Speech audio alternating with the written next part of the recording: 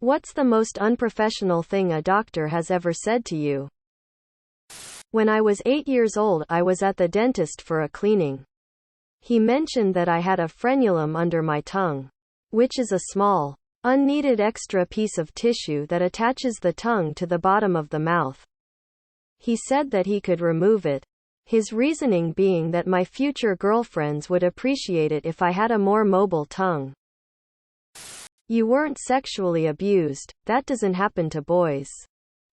I took my mom to see a neurologist as her PCP suspected she had Parkinson's.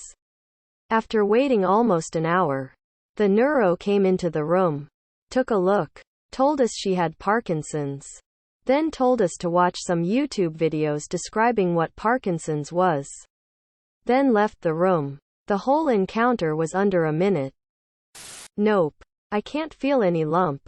I was convinced I felt a lump in my testicles. The doctor couldn't feel it. Ended up taking way longer than acceptable to get an ultrasound. Roughly 6 weeks. And yes, it turned out to be cancer. I'm all good now, but that was BS. You're not depressed. You don't look sad. You must just be tired. Here, take these sleeping pills. But don't take them all at once. Quote. When I was 21, I dislocated my shoulder and it continued to hurt for weeks. Went to a specialist. He suggested the pain was all in my head. After an MRI, he realized I had a slap tear in my shoulder. So I said, "Looks like it's not all in my head." And he looked at me with such contempt. I never went back to that asshole. What was okay 10 years ago, but today isn't? Wearing mustache-themed apparel and buying songs for 99 cents on iTunes.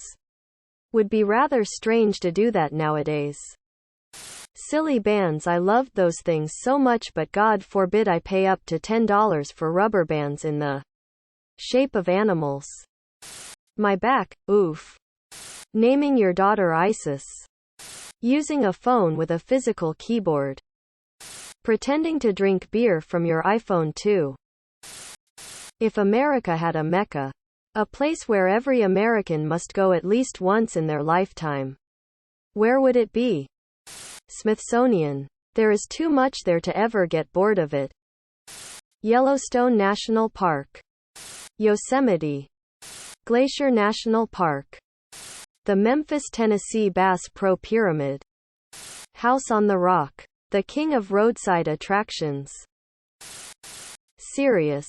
What part about mental health do you wish more people understood? Attention. Serious. Tag notice. Asterisk. Jokes, puns, and off-topic comments are not permitted.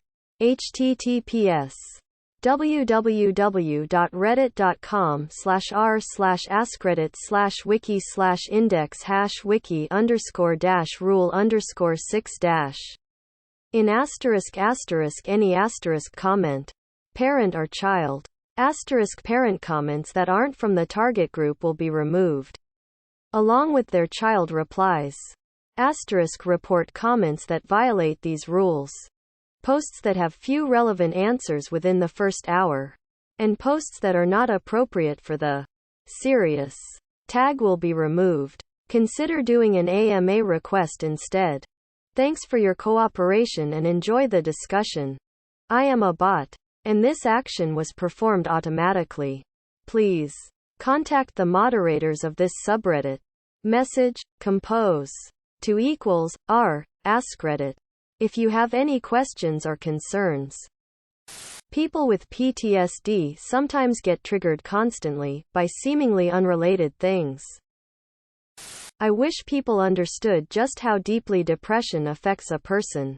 Motivation is gone. The joys of the small things is gone. Memory is suddenly a lot worse. There's little to no self-care. Distraction by using work that leads to burnout. And then trying to work through the burnout because we just don't see another way to work through it. Trying to hold a simple conversation becomes a lot harder than you feel it should be, which leads to anxiety or panic for others. Thoughts become jumbled. Sometimes it makes a person sound dumb. And sometimes words are just switched around when you're talking. You have times when you binge eat and times when you just don't eat at all. So you gain or lose weight and what little confidence you had is gone. For some it begins like a slow slope downward and for others it's a sudden free fall. I'm taking the steps to improve myself. Talking to my therapist and medication and all that. It doesn't just go away, and even on medication you're not suddenly better. It's a struggle. Sometimes you forget to take the medication. You think you did. And then you're wondering why you feel worse than usual all day and blame anything wrong happening as your fault. Edit. I want to take a moment and thank those that gave this post an award. So thank you to everyone in the comments. Thank you. I'm glad that my post was able to help some of you that couldn't describe what they were feeling. I'm very happy that my post was able to open the door to conversation for some. For me, that was the first step to my own recovery. Depression affects everyone differently. No one here is alone. And I mean that from the bottom of my heart. I know firsthand that it's hard.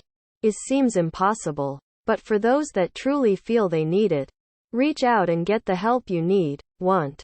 I am only a stranger on the internet. And I do not know anyone personally. But I want everyone here to be happy with their lifestyles and happy with themselves. That you can't just snap out of it. Or take a walk. Or get out of your room to feel better. And with self-harm, you can't just say, stop doing XYZ. Believe me, I would have stopped years ago if I could. It's not that damn easy. No longer demonizing people with psychosis would be great. And if mental health awareness initiatives spoke about psychosis, like, ever, we know anxiety and depression exist. That panic attacks aren't just being a little anxious and they can happen even over just normal, happy things. I went out to eat with some friends and ended up having a panic attack that lasted 4 hours with severe shaking, couldn't breathe, chest and stomach pains, constant headache, was tense, couldn't move out of one spot, and if I tried I could barely walk. And the shaking didn't go away for an additional 2 more hours and made it to where it took me a long-ass time to navigate my phone, grab anything. And panic attacks, anxiety attacks aren't really the same thing. What are you just fucking sick of? Being advertised to at every waking moment. Feeling anxious. Overthinking. Anxiety. Mood swings. Ultimately, my fucking toxic personality. Working. I am 58 and fucking exhausted, but I know I will probably have to work until the day I die. People who talk about things they don't actually know about on the internet. I'm fucking sick of not having money to do anything with. All I ever do is pay bills. Work. Go to classes. Pay more bills and eat. In your opinion, what's the prettiest country? Prettiest country I've ever seen is Switzerland. Taking a train through that country is like traveling through a bunch of postcards that have been stitched together. It's fucking beautiful. Iceland or Norway? Switzerland or the Netherlands? It really depends on what you define as pretty. I have always thought of France as a beautiful country. But you can never compare it to Canada or Australia. It's just a different kind of pretty. As a web developer who has worked remotely all across the world for the past, subscribe, my brothers.